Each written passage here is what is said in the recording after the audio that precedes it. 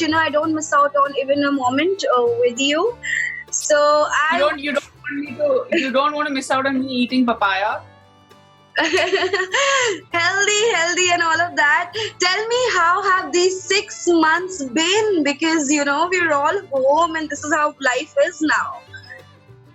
It's been like for everybody else, it's kind of been like in a phase. Initially it started with a lot of fear and caution and spreading the word and doing and saying doing the right things. Actually, we're always saying everything that we want to say, but doing the right things, and more importantly just making sure that we kind of, as much as we could, sitting at home in our own capacity, help people out. Then it went to a wave as to how can we be constructive, learn something new. Then it went into this phase where you're like, what am I going to do now? And how do we take this forward? And then I was just like, hey, everybody's having, like, there was a time when everybody was having these conversations and someone's going live with somebody else and somebody else is going live with the third person. So I called up Rishi Malhotra, who's one of the co-founders of JioSaavn, and I said that, listen, we should be having conversations too. And he's like, why do you want to have a conversation which is different from everybody else? Do what you've been doing for the past 4 years. And he's like, do No Filter Neha. And then out of the 6 months, I spent 2.5 months making a brand new season. And here I am. I'm talking to you now because I'm far more relaxed. But those 2 months were very stressful. Work from home is an ordeal. It's not very long that I interviewed you for No Filter Neha season 4, and now that season 5 has come, I want to tell you, Adya, it has been very long. It was a year ago. Really?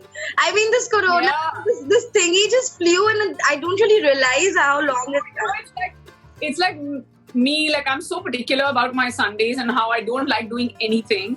And what I love about the fact is that my Sunday comes so fast. Like, I'm just like, isn't it like, and today is Monday and then it's just going to be Sunday in like, in the blink of an eyelid. So it's like time is flying. We don't know. We got into our homes. I still remember on the 19th of March when I had like this quick escape back from my shoot into the house. Excuse me. And it was... now we're in September, and it's always been this promise: 1 week, 1 month, next month, it'll happen, you can start going out now. And it's just like we've been tested so much, but it's a pandemic and we have to stay at home. Talking of your season 1, when you said that you wanted to try this out, it's always a trial when it's season 1, and it's come to season 5 now. How do you see people's behavior made difference when it comes to coming on your show? Because I see people are so much more comfortable now and they want to be a part of it. I've seen that there's somebody who mentioned also that they were waiting for this to happen. So have people changed when it comes to No Filter Neha? I don't know. I feel that people in season 1 were far more unfiltered than they are now. I feel like anything creative you do, it's defined by the society you're living in, and it has to be a voice of the society and the place that we're living in. And for me, one of the most important things is that initially when it started off, it was just a talk show which is supposed to be fun between me and my famous friends. But now some of my famous friends also are in a position where they want to say so much, but they hold back, not because their personality type is one to hold back, but because we're living in the kind of especially with social media and especially with everything being blown out of proportion, I feel now people are far more filtered. But I mean, as the show stands, it this way or the other way, we try and get great conversations out. Also, I always say this in all my interviews, I'm not a journalist, right? So, and I respect what you do, and, you all have shows and all of that. But I'm just somebody who has a talk show, and I try and get for me, it's not, there's nothing wrong with having a headline conversation, but it's not that. For me, it's just bringing a human side out in people. So, like this season, we have Saurav Ganguly, we have Kapil Dev, but at no point is it that we speak to them only about cricket. Or if we have Kabir Khan, we don't speak to him only about direction. Or if we have, say a Rana Dagubati, or if you have even Saif Ali Khan, we go beyond movies, and that's the most important thing. Like Bhumi and the joys of working in the environment as far as she's concerned, or Rana with like his marriage and how he worked it out in the middle of a pandemic. So conversations are beyond their professional side. Genuinely love it. We also pick up stories from your conversations, so we really love it. And also, I needed to mention that, I love that.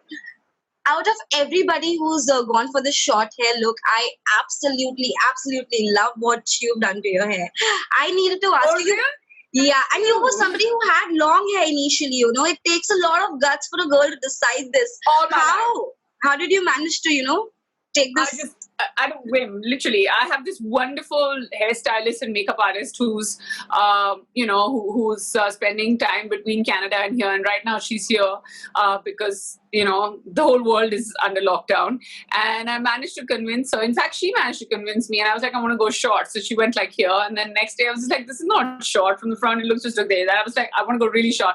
It's funny because I have a haircut now again at 6 p.m. because I'm just like, I want to go shorter, because once you like go to this length, you can't go back to like OG. Like I was just like thinking, I mean, I love women with long hair, but then I was like, why was I like carrying such length on me? There's no need for it.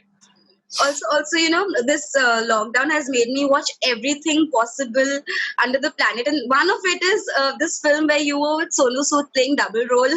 And I watched it. Oh, really? And and one of the role that you played was a mute character, and the other one was a good girl. And you were with Sonu Sood, and you recently interviewed him as well. So you're going to tell me a little story of those times, of how you and he were back in time, and how things have changed now.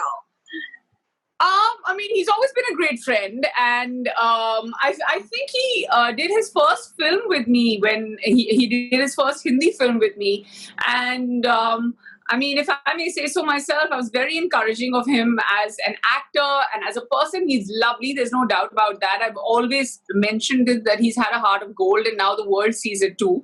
So. All in all, it's been fantastic. I remember that there were times when we were shooting in Bangkok, in Thailand, and the minute our director would say pack up, we would just like run to a mall. We both were like in this phase in our lives where we were obsessed with hitting every mall. Like there was a point where, and I was a big fitness freak, and he was a big fitness freak, and I was just like, आज तो cardio करने की जरूरत ही नहीं है, because हम जाके mall में इतना चल लेंगे. And every time he was like, शाम को पक्का मॉल चल गया. I was like, yeah. And luckily for us, that time in Bangkok, malls were not shut till midnight. Yeah. And then we would come back so tired, and I'd be like, okay, Sonu, good night. And then in the morning we would wake up again, 7 o'clock call time, 6 o'clock call time, and again we're like, ye mall se. We would not even open our shopping bags. Like we would just keep getting more and more and more. But everybody goes to this phase, naya jab chaska chadta hai, when you travel or make a little bit of money and all of that, and then you realize that no, when you get older, that you gotta like save up, and none of this matters, and literally you're just hoarding, and then you take everything out. Also, Neha, you have had everybody you wanted to talk to on your show. Is there anybody whom you're still waiting to bring on Filter Neha? Oh yeah, I mean the list is endless. I haven't spoken to Shah Rukh. I haven't. I mean, I loved Arya. I would have loved to like speak to Sushmita. Yeah. I'm a big Diljit Dosanjh fan, so yeah, he's one of them. As far as Indian celebrities, yeah, Priyanka Chopra. So yeah, my wish list is still pending. There are lots of people who I haven't spoken to. This question that I'm going to ask you is for girls like us, like regular girls who are not celebrities, but we also, I thought you're the best person to ask this, because very recently this happened to me, that random people started sending me texts on Instagram and writing crap. It affected me. I started crying for 2 days straight, that why would somebody do to me? But when it's a celebrity, this happens on a daily basis. How do you not let things affect you? How do we make ourselves that strong? I think it's a misconception. Do things affect me? Of course they affect me. I'll be lying to say that, if somebody goes around and, trolls me, or my husband, or my daughter, or my parents, or my work, or, the way I look, any of that, it's not easy to take. I was in a line of fire some time back, and I was getting trolled senseless. And, I put my side of the story. And after that, I mean, I may have come across that I'm not affected by it, but of course I am. There's a reason why these guys are faceless. There's a reason why these guys use other people's pictures and, hide behind them. Yeah. There's probably going to be a reason why they'll pick this interview up and then make memes about me. But I'm just appalled. I don't understand how they can do it. I don't understand. Firstly, I'm really sorry that you were troubled by this. I don't know how to help as many girls as I wish, as many women as I could, I don't even know how to reach out to them, but you just have to be strong. You have to understand that these people are just hiding behind different faces, different pictures. They can't even own up to themselves as to who they are. And how do you do it? How do you sit in front of your PC or your Mac or whatever you're sitting in front of or your phone and writing to us, and then 2 seconds later go and share a meal with with the women in your family on the dining table? Literally, you go out of your bedroom, you're probably trolling us in some quiet corner. And I don't know where the motivation comes from, and I only feel bad. And I also have said this before, and I think that there were things that, some stuff in life that people in the early 2000s or in the 90s could get away with. And now if you do any of that, you get pulled up for it. And it's not okay.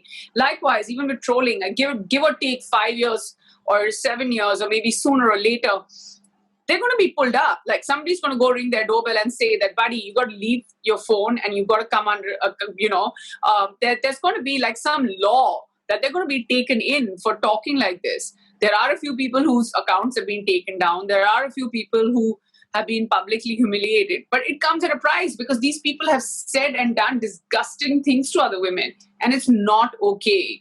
Me being one of them, I choose not to read the comments, but I know they're there. I know they're lurking on my wall. To switch this to bring your smile back, tell me, how is baby Mehr doing? She's absolutely fine. She's having lunch. She's going to be out very soon. And then she's obsessed with cheese and pronti right now. She's going to a phase where every time you ask her, what do you want? And she said dofa, which is dosa. So yeah, we just have to make dofa all the time. So it's DOFA. also, I'm going to say, looking after Mehr, then I think recently even Angad had an injury. Then doing this No Filter Neha season and looking after everything. Who are you, a superwoman? How are you managing this? No, I'm not actually. I was, in conversation with Neena ji, and she spoke about, how she wrote this short film and how the job of just being a housewife, there has to be a value. Ki aaj maine मैं sabzi lekar aayi, I coordinated your 3 meals. This is the value to it. And I'm telling you, every housewife will get paid in millions. That's how much work you do. And I have a very supportive husband, and I'm coming from a place where he fills in for everything. Right now, he's there during her lunchtime, and we can switch roles immediately. If he has an interview, I switch. And we're big spokespeople when it comes to, is that even a word? I don't know. We're kind of, our big sort of ambassadors for equal parenting. But having said that, there are just as a woman, you're infinitely faster at doing things. You have the ability to multitask that no man in the world can. Literally, I'm talking to you right now, and I'm you won't even realize it. My hands have been up, but in those 3 seconds, I've already sent a message as to what needs to be brought as far as dinner is concerned and what fresh stuff needs to be brought into the house. So, you're multitasking at levels that you cannot understand. The tough part definitely is working from home. I didn't enjoy it at all. It's very satisfying to have an at-home edition of No Filter Neha. I'm not taking that away from what we've done.